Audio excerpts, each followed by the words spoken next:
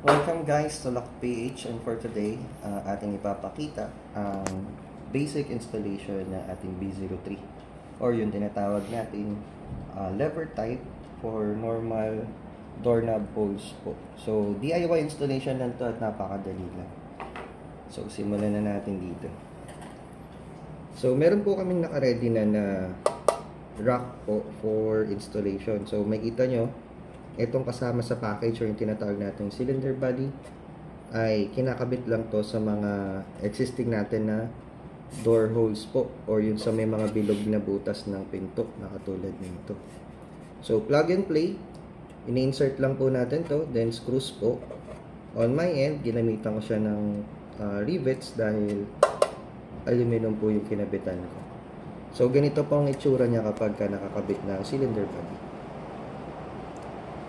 Next step naman po ay kukunin natin ang pinaka front panel or yung front part po ng ating BO3 Smart Lock. Then ikakabit po natin itong bronze tube bar po na kasama rin sa package. So ganito yung itsura niya kapag nakakabit na. Step po, kunin natin ang ating square bar or yung spindle at ilusot natin tong wire na to sa ating spindle bar.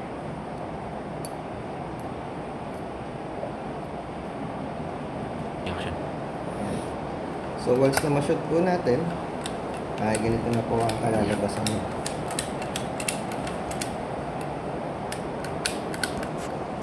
Make sure lang po natin na iti-twist natin tong part na to. Dapat hindi siya maglalak. Yan po. Left, then right. Para po malaman natin kung working po. Then kapag na-test na natin yung left and right na motion niya, ibalik lang po natin sa center alignment po yung ating square bar. The next is, kailangan po nating i-shoot ang wire together with the square bar dito po sa pinakabutas ng cylinder body. So ganito lang po siya kadali.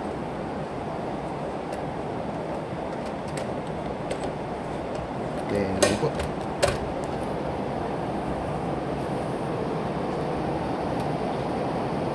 Once na maikabit na po natin ang pinaka-front panel, i-hold lang po natin to sa place na ganyan. Then, habang inaalalayan natin yung front panel is kakabit na natin ang ating back handle po.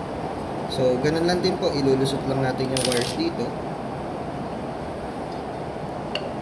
Then, i-shoot lang natin sa square bar. Next naman po is yung ating 2 screws, kasama rin sa package. Ito po yung gagamitin natin para magstay in place po ang ating B03 Smart Lock. So first, dito po sa may butas na to.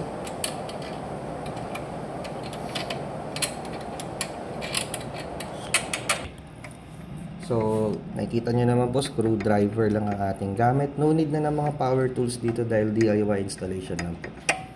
So, make sure lang natin na na-tighten up natin itong screws. Then next naman po is itong isa. So sa mga nagwa-wonder, baka kasi maisip niyo na paano may lulusot, no? Medyo mahirap nga naman.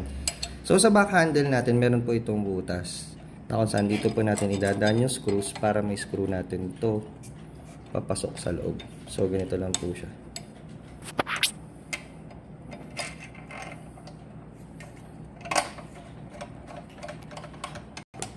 So once po na na-secure and screw na natin, pwede natin siyang i-test. So from inside, magbubukas siya. Then from outside, kailangan po munang i-unlock using unlocking features para po mapagana natin yung cylinder.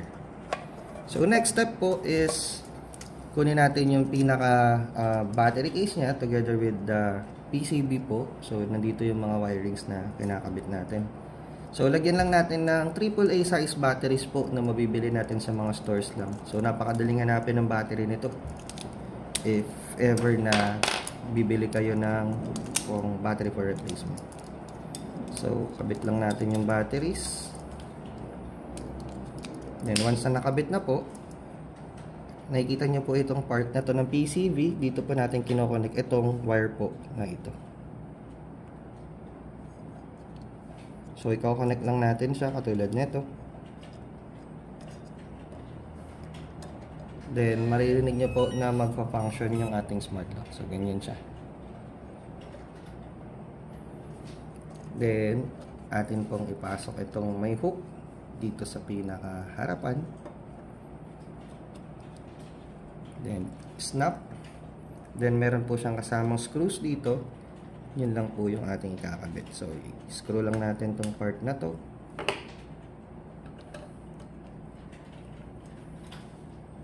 Then, all set na. So, ganun lang kadali ikabit ang ating B03 smart lock po.